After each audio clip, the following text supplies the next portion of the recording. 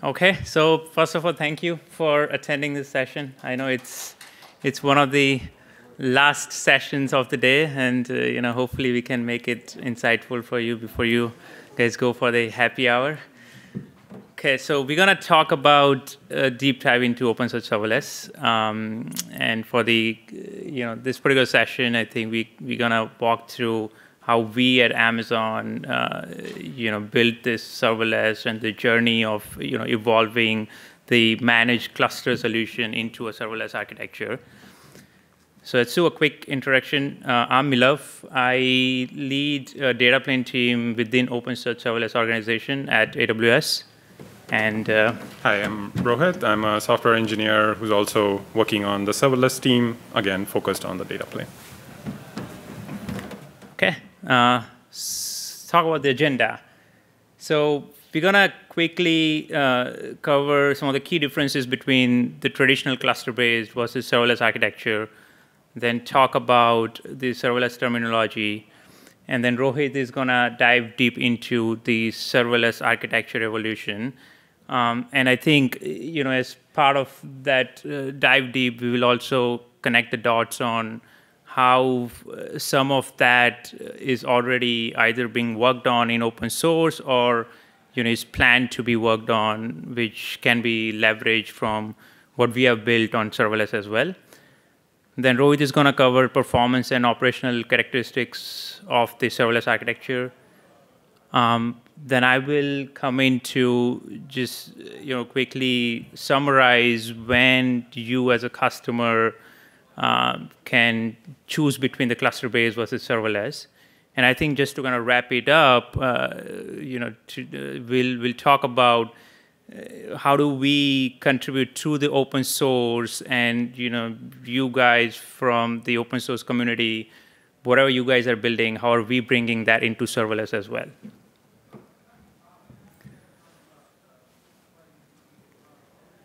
Okay, so let's talk about some of this. Most of you might already be aware of, but just a quick recap on how the traditional managed cluster systems work. So you do have dedicated clusters where you can configure and optimize the cluster based on the use case that you might have. You get wide range of compute and storage options to choose from for, again, depending on the use case, whether it's a compute heavy workload or not. You can also pre-deploy the cluster with X number of instances based on the anticipation of peak usage that you're expecting. It, of course, requires some expertise in OpenSearch internals because it gives you a lot of that flexibility to configure and optimize. So you need to know what knobs to tune and what size and scale to set it to. And then I think last but not the least, you will require regular monitoring of your cluster as your workload goes through different changes or some cyclical patterns, and you have to continue to monitor and tune the cluster. So I think here's where this works out great for a lot of the customers, but then there was also a set of customers which came to us and they did not want to do a lot of what traditional cluster-based systems offer. They don't want to manage the clusters. They did not want to worry about what compute instances to use, or they did not want to also worry about scaling the system ahead of time, right? Again, it's very tough, as some of you know, to anticipate the traffic and then scale accordingly. And some of them also don't have in-house experts for the search systems. As I think you heard in one of the talks, they mentioned that search is a discipline, and you probably need someone who understands search to make it right. So that's where I think we brought in this new architecture, which is again purely based on top of OpenSearch, and we just evolved that architecture, which again Rohit is going to talk in detail about how we broke it down into different microservices, or even talk about the separation between compute and storage, et cetera. So here are some of the nice things about serverless architecture. The first and the foremost is it's easy to administer, right? You don't need to worry about sizing the cluster anymore. You don't need to worry about what number of instances you want to scale the cluster to. There is no shard or index lifecycle management. All of that is taken care automatically. This is another really nice thing about serverless architecture, and particularly at Amazon OpenSearch, is the automatic scaling part. We do scale your resources depending on the usage or the traffic that we are seeing for your workload. It's pretty easy to set up and get started with. I have a slide. We can quickly touch upon that.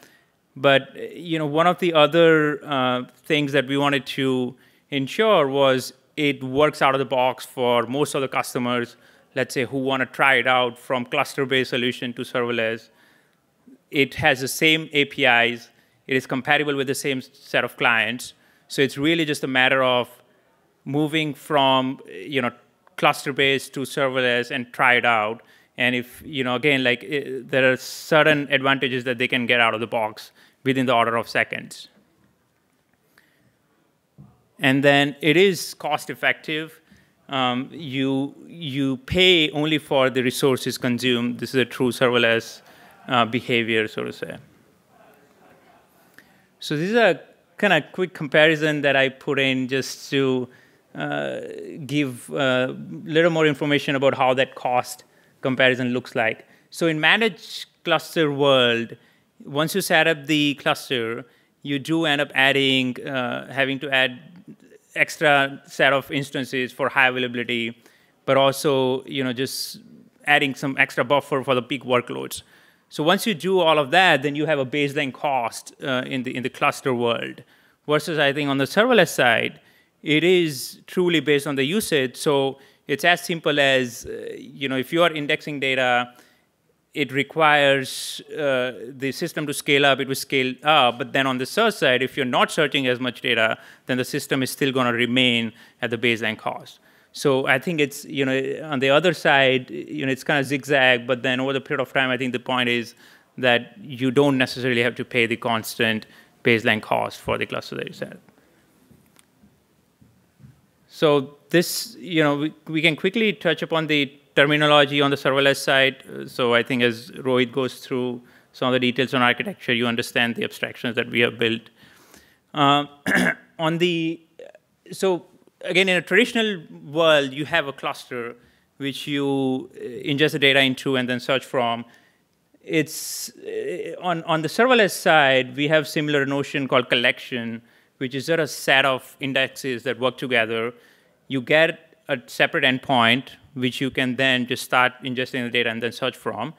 And then you can obviously optimize for the use cases, such as, for example, in the log analytics world, you can have multiple different collections per microservice, and then you can just start ingesting the data through the endpoint. And then, again, this is more of an Amazon kind of internal stuff, but we created an abstraction on top of like an instance or a node, so to say. So in traditional world, there's like instances and nodes, and we have something called OpenSearch Compute Unit, which is just a kind of virtual machine, so to say, which has certain compute, storage, and memory assigned to it. And on the left of the screen, that's the UX that we have. So it's as simple as just typing in the collection name, and then which collection type that depends on the use case that you have, either log analytics or a search use case or a vector search. Once you select that and you create a collection, and then within an order of minute, then you're ready to just start ingesting the data and then searching from it. Okay, so I think I'll hand it over to Rohit. He'll walk through the managed, again, traditional architecture and how it evolved into serverless architecture. Thanks, Milav. So let's start with a look at the traditional cluster-based architecture. This is something that all of you might be familiar with. So you have a bunch of data nodes in the cluster.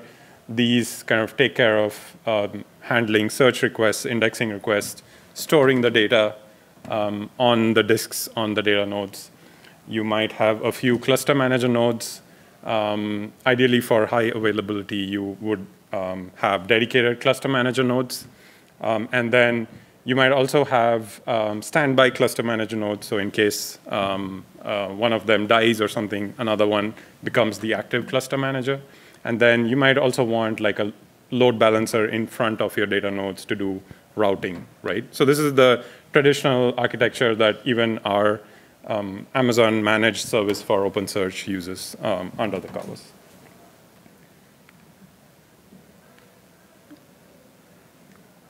Okay, so now how do we take that cluster-based architecture and create a serverless product out of it? So as Milav mentioned, for a serverless product, what are the things customers expect, right? One thing is they expect pricing based on usage. So you're actually paying for resources when they're actually being used.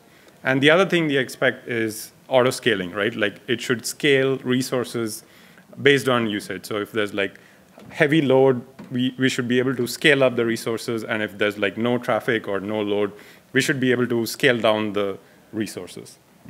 Now that becomes a bit tricky with the cluster-based approach. For example, let's take the case of the cluster manager, right? So they have to be provisioned all the time, irrespective of whether there's any traffic coming into the cluster or not, right? Like even if there's zero search traffic or zero indexing traffic, the cluster manager nodes need to be provisioned, need to be running. In addition to that, you have these two standby cluster manager nodes that are doing pretty much nothing for the whole time. And then similarly on the data nodes as well, right? Like they have to be provisioned constantly irrespective of the traffic. So to move to a real kind of serverless product, we decided we need to kind of like break up the cluster model into different microservices. And that would help with things like scaling them separately depending on the actual usage and depending on the workloads, right? So for example, some customers might be search heavy. So you can actually scale the search-specific resources. There could be some customers that are indexing heavy, and you could scale out just the indexing resources. So let's start with the cluster manager, right? So the cluster manager, we decided to break it down into two separate microservices. So one microservice is called the shard manager. So this takes care of things like the shard assignments, right? So this is, again, something that a cluster manager does in a cluster-based solution. Here, we have a separate microservice that does it. It's also doing things like worker liveness checks, heartbeats. So it knows that these are the workers that these shards can be assigned to. And then we have a separate microservice called the metadata service. This is responsible for storing things like index metadata, aliases, templates, anything that a customer creates in relation to index metadata. So these are two separate microservices. Now you might be wondering, like you just moved this scaling thing to a different thing, different component. But these microservices have been built to be multi-tenant. So the beauty is that like you can have thousands of collections actually sharing the same shard manager microservice and sharing the same metadata microservice.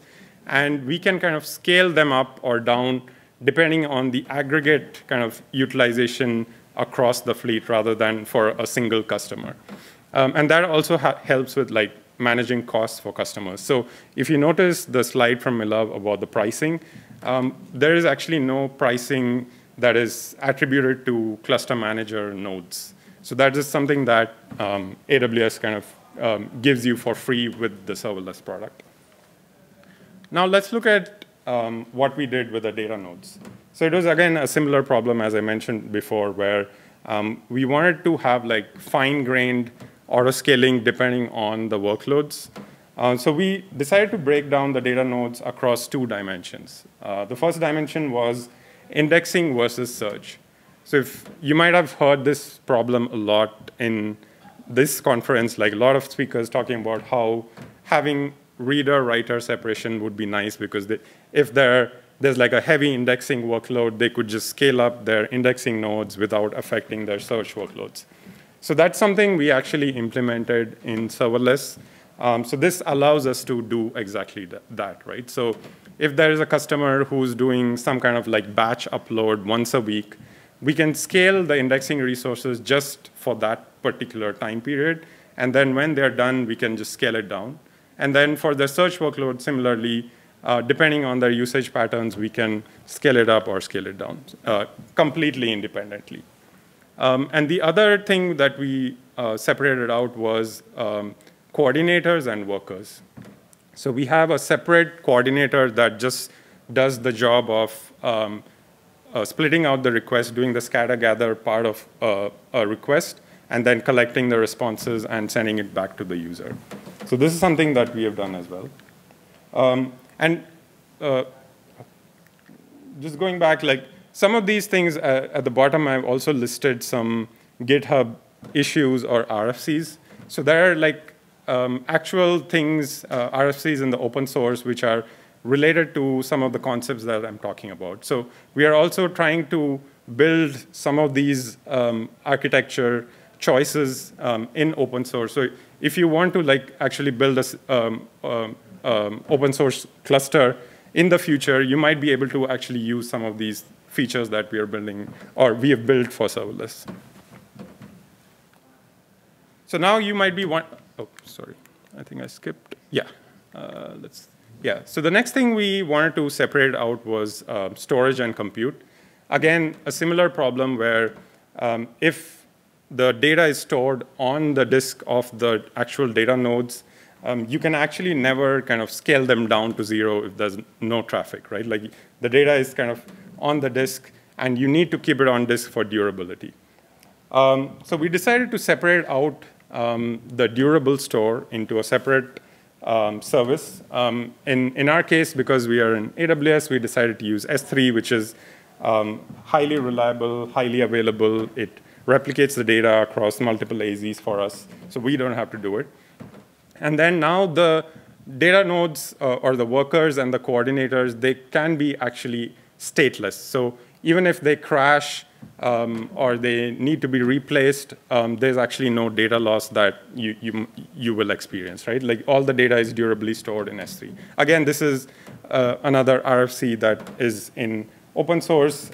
There was talk about it in the roadmap and some other talks earlier today. Now, you might be wondering, like, if the data is stored on S3, how do you give like good query performance? Like query performance probably is terrible, right? Like, so to solve that problem, we've actually implemented inbuilt tiering of the data. So what we do is we actually use the workers as a cache for the data on S3. And this is especially useful for things like time series data, right? Like where we know that only the recently ingested data is typically accessed by customers. The older data is usually not accessed as frequently as the recently ingested data. So assume we have some data spread across these 3 shards, orange, blue, and green. So S3 obviously has a full copy of all the data. The search workers or the search OCUs, they might only cache a full copy of the most recent data. So that way you get like good query performance for like the 99th percentile of your queries which touch the most recent data. And the older data, depending on the query patterns, we will only cache a subset of the data on S3. And on the indexing side, we can actually go a bit farther where we don't even need to keep some of the older shards assigned on the indexing workers. We can just, like, once they're in a read-only mode, we can just unassign them from the indexing workers and kind of like reclaim that capacity. So this tiering is actually not just for data, like it's also for shards. And one thing you might have noticed is that we actually have like 2 copies of each shard. Like we have a search copy of a shard and an indexing copy of a shard, and they both are kind of assigned and allocated independent of each other. Like it's not like if a shard is assigned, it's assigned both on both the indexing and on the search OCUs. They're actually treated independently. Next, we added auto-scaling microservice. This is something I'll talk about later. Obviously, as a serverless product, auto-scaling is something we need to do. And then we also added a gateway microservice. So this, similar to what a load balancer might do on a cluster-based architecture, it helps with request routing. Again, all the blocks that are outside of that cluster box, they are multi-tenant. So even here, like, we don't actually provision a separate load balancer per collection. We have this multi-tenant gateway layer, which is able to do the request routing for the entire fleet. Now let's look at a deeper dive into how indexing works and how search works and some of these other components that I talked about, right? So let's look at indexing first. So this is a sequence diagram of the steps that are taken as part of the indexing flow. They are numbered. So as you can see, the first step is a customer or a client ingests a document. We use the same APIs like the bulk API or any other indexing API. It comes to the gateway. The gateway does the request routing, which is it sends it to the indexing side of the cluster. It comes to the coordinator, and then it goes to the actual indexing worker. Now the indexing worker does the job of actually indexing the documents. Typically, it buffers the documents on the worker. And then after some time, it flushes the buffer into S3, right? And then once we get an ACK from S3, we acknowledge the request back to all the way back to the client. So one thing to keep in mind here is we acknowledge a request to the user only once it's durably persisted on S3. So we don't really like do kind of these partial acknowledgement kind of things where we receive the request on the workers and then we acknowledge it. Like everything has to be persisted on S3 before it's acknowledged back to the user. So that way, even if the worker crashes, we can kind of expect that data to be durably persisted on S3 if the client has received an acknowledgement. This is, again, for folks who are familiar with some of the recent features that we have launched in open source. There's a feature called remote back storage, which does something quite similar. We launched it in OS 2.10. Now let's look at how search works. So search is kind of like it's a very similar flow, but here, as you can see, the first item in the sequence is that the search workers prefetch some data from S3 even before a customer issues a request. So here, again, like we use certain heuristics like the tiering heuristics I talked about, where if we know that it's a time series collection, we can proactively go ahead and cache the most recently ingested data. So that's the first thing that happens. And then once a request comes in, it's a very similar flow. It comes to the gateway. It comes to, which then sends it to, it sees that it's a search request. It sends it to the search side of the cluster, comes to the coordinator, splits it up into the shard level requests. And then once it reaches the worker, typically the data is cached already, so it can just process the query and then return the results. If the data is not cached, then we do end up going to S3. But even that request flow is optimized that we don't end up downloading the entire shard data from S3. Like we only download the data that we need to service that query. So this is, again, we have some similar work ongoing in the open source roadmap.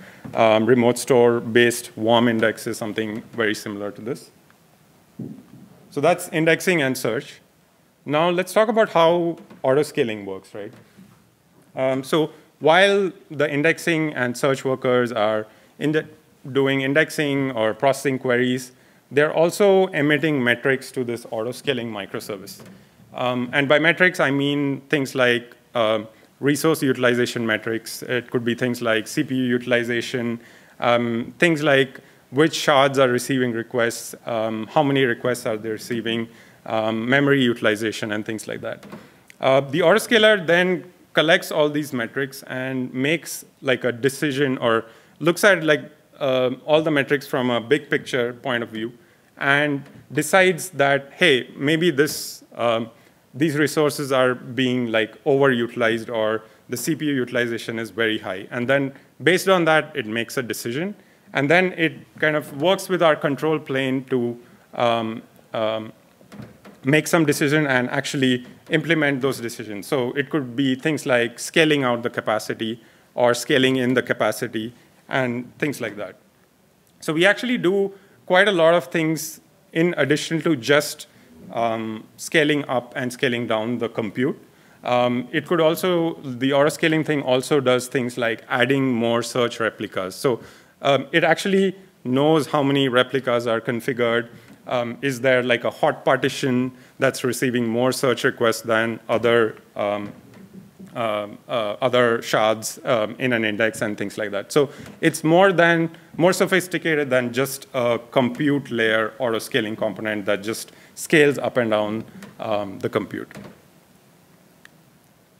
So just to recap, so we started with this architecture that you see on the left for the managed service, and then now we have kind of moved to this decoupled architecture where indexing is separate, search is separate. We have compute and storage separate, and that's kind of like the current iteration of the serverless architecture. Now that we have this architecture, like what can you expect as a customer? What do we see as operators of the service, right? So because of this architecture, like one good thing is that we are able to give high availability and durability to customers. So the architecture kind of enforces certain best practices of running an OpenSearch cluster, right? So by default, you get multiple replicas. By default, the workers are spread across multiple AZs. And then the customer doesn't have to worry about whether they need to provision dedicated cluster manager nodes or not. Like we are running those microservices constantly for every customer. So they get it for free, right? And then in terms of durability, because we persist everything into S3, we are getting the same durability as S3. And then the compute layer really is stateless. So even if all the worker nodes and all the coordinator nodes crash, you don't really experience any kind of data loss. We can just spin up new compute nodes, and then the system can like auto recover from that state. Like you don't need to worry about seeding some hosts and doing that kind of stuff to actually recover the system. Now, in terms of performance, the performance really, I would say, is a bit more variable with serverless, right? So it's a more dynamic system that can scale up and down depending on usage patterns. If the serverless collection has similar compute to, say, a cluster-based OpenSearch cluster, and the data is already cached, you're going to get very similar performance, right? Like, because at the end of the day, the query code path is exactly the same on serverless. Like, we are still running OpenSearch with Lucene under the hood. So everything is the same. You might see like slower performance if we need to go to S3, for example. And that's, again, doesn't happen often. It might happen if you're trying to query like old data on a time series collection. But typically, the data that you frequently query is already cached, and we've already kind of provisioned the OCs that you need. So in most cases, you would see comparable performance to a cluster-based architecture. And then the other thing that I wanted to call out is that with a cluster-based architecture, sometimes like when you want to scale it up, you might do things like adding more nodes or adding more replicas. We've seen cases where sometimes it actually impacts the performance because the current nodes have to do some work to actually copy the data to the new nodes or to kind of hydrate the new replicas. With this architecture, because everything is stored in S3, the workers actually never talk to each other. So all the new replicas or all the new shards are hydrated directly from S3.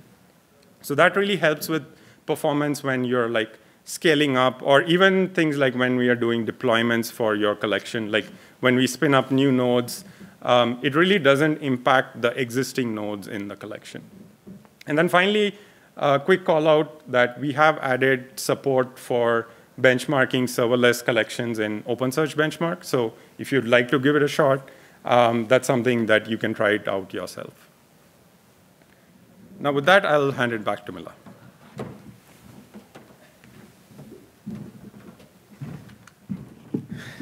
Cool. Thank you, Rohit. So great. I think now you guys have understood a lot of the innovations that we did in serverless.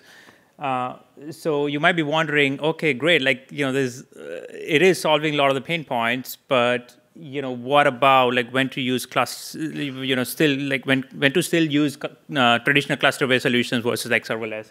So I think we just came up with like this list based on a lot of our interactions with the customers within AWS as well. And I think I still want to mention that there are certain use cases where cluster-based still works out better as compared to serverless, but it all depends on the use case or the pain points that you're trying to solve.